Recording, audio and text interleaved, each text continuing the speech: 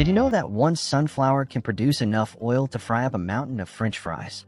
Imagine walking into a diner, ordering fries, and a cook points outside to a single sunflower like, "Yep, that flour's got you covered." And get this, some sunflower oil factories pump out 10,000 liters of oil every single hour. That's enough to deep fry every potato in your state, maybe even your entire country, if you're extra hungry. But here's the thing, when you grab that neat little bottle of sunflower oil from your kitchen shelf, it looks so simple, so ordinary, just golden liquid in a plastic bottle. Easy. What most people don't realize is that behind that bottle is a mind-blowing journey of science, engineering, and sheer efficiency. We're talking massive machines, robot arms that can outdance you, and enough seeds to make you question how many sunflowers exist on Earth. Spoiler alert, it's a lot. Today, join FactoryX as we're cracking open the hidden world of sunflower oil production. From the sunny fields where seeds are born to the futuristic factories that transform them into the clear, golden oil sizzling in your pan. And trust me, once you see how it's made, you'll never drizzle it on your salad or fry an egg without thinking, wow, this is liquid gold with a side of science.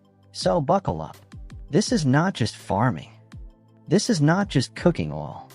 This is sunflower oil's secret origin story. The seed's journey begins, sunflowers in the field.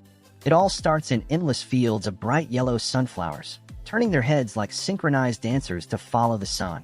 Farmers harvest these fields using massive machines called combines.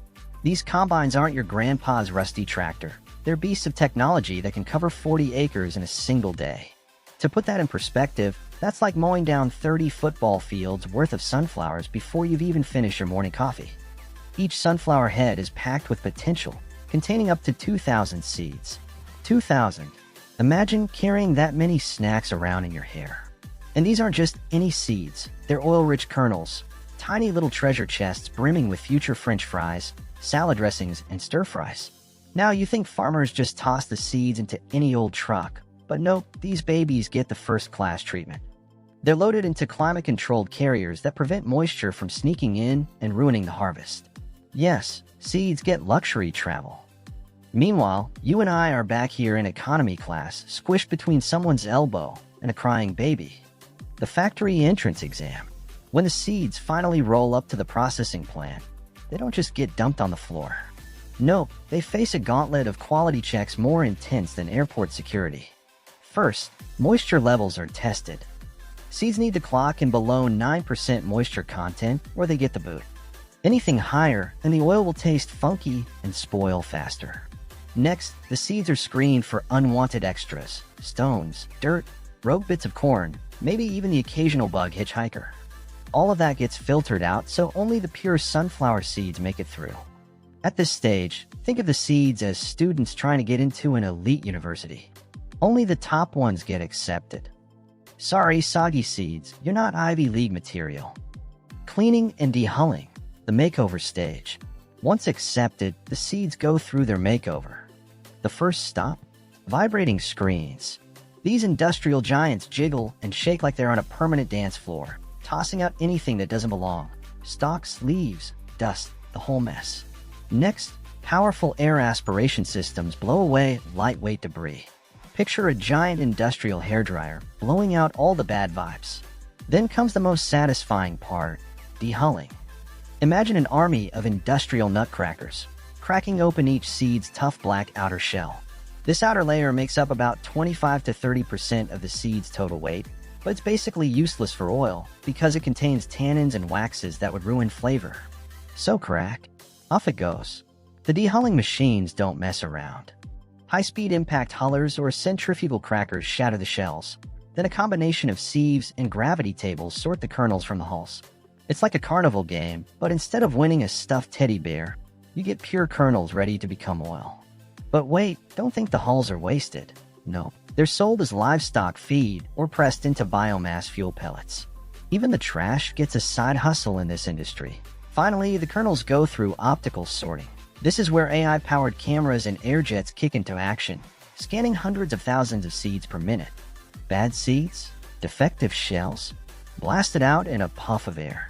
Imagine a bouncer at a club rejecting 400,000 people per minute.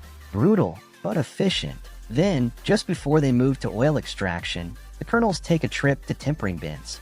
Here they get lightly misted and heated to around 40 to 50 degrees Celsius.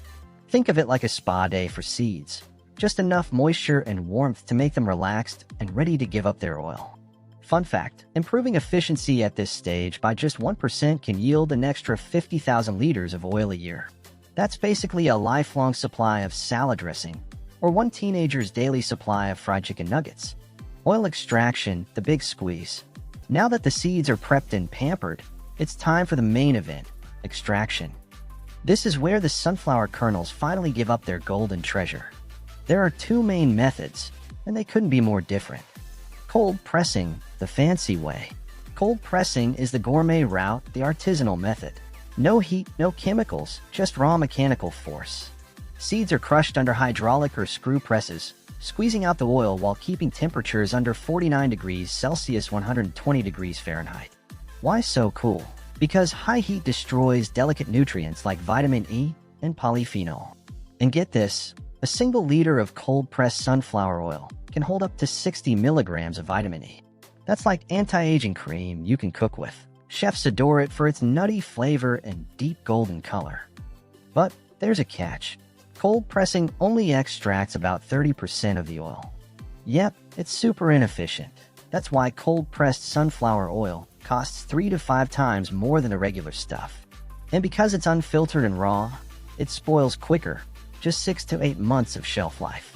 Basically, it's like the fancy organic juice of the oil world. Expensive, delicious, but fragile. Oh, and the presses? They exert up to 3,000 psi of pressure. That's like parking a car on every square inch of seed. Talk about a serious squeeze. Solvent extraction, the industrial giant. On the other side, we've got the heavy hitter, solvent extraction. This is the method behind the bulk of the sunflower oil in supermarkets worldwide. Here's how it works.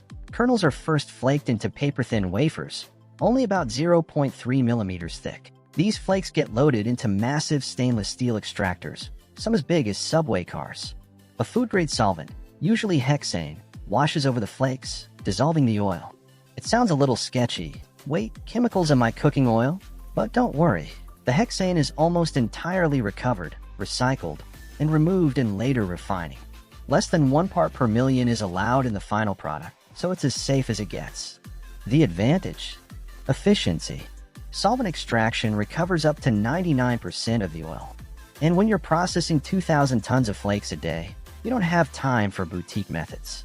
The result is oil that's clean, neutral in flavor, and has a long shelf life.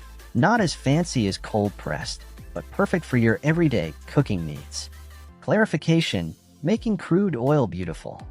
At this point, the oil is technically oil, but it doesn't look appetizing. It's cloudy, sometimes brownish, and definitely not the golden liquid you're picturing. That's where clarification comes in. First, degumming. Centrifuges spinning at 6,000 RPM whip out solids, phospholipids, and gunk. Imagine the world's fastest salad spinner, tossing out everything you don't want in your vinaigrette. Next, winterization. Sounds fancy, right? This is where the oil is chilled down to about 4 degrees Celsius 40 degrees Fahrenheit to remove waxes that would otherwise make the oil cloudy when you stick it in the fridge. Nobody wants salad oil that looks like candle wax. Finally, bleaching. Activated clays and charcoal suck out pigments and impurities. Think of it as an oil spa treatment with a clay mask. When it's done, you've got clear, golden sunflower oil that finally looks the part. By the end of clarification, about 60% of the oil's final qualities, flavor, stability, smoke point, are locked in. Refining and bottling, from crude to consumer. Now comes the chemistry, set part of the process, refining. First step, neutralization. The crude oil gets mixed with sodium hydroxide, yep, the same stuff used in soap making. This neutralizes free fatty acids, which then gets spun out as soap stock in centrifuges spinning at 6,500 RPM. Yes, some of your cooking oil literally starts out as would-be soap. Next up, more bleaching, using specialized clays to polish the oil to a golden glow. Then comes deodorization. This is where things get dramatic.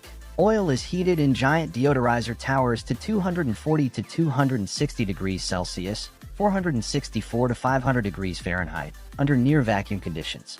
Steam is blasted through the oil for up to 8 hours, stripping away odors, pesticides, and any leftover solvent. It's like giving the oil a deep steam clean. By the end, the oil is neutral in taste and smell, ready for any recipe without overpowering your food. Finally, the grand finale, bottling. This stage is a symphony of automation. Rotary filling machines with up to 96 nozzles pour oil into bottles at lightning speed, up to 400 bottles per minute. Laser sensors check fill levels within a millimeter of precision, while robotic palletizers stack bottles like Tetris masters, building pallets taller than the average person. A single facility can pump out 500,000 liters of sunflower oil per day. That's enough to deep fry every chicken nugget at your local fast food joint. Twice. Quality control and zero waste. Before any bottle hits the shelf, the oil undergoes intense testing in on-site labs. Technicians check acidity, oxidation levels, stability, and even color using fancy spectrophotometers. Taste panels do blind tests to make sure the oil doesn't taste weird. And remember those byproducts? They don't go to waste. The leftover protein-rich meal becomes animal feed or plant-based protein supplements. Hulls are turned into biomass fuel pellets. Waxes go into cosmetics and pharmaceuticals. Even wastewater is treated and reused for irrigation. It's a zero-waste process. Every part of the seed finds a purpose. The grand takeaway. So the next time you splash sunflower oil into a pan, remember, behind that simple golden liquid is an orchestra of farmers, scientists, machines, and even robots working in perfect harmony.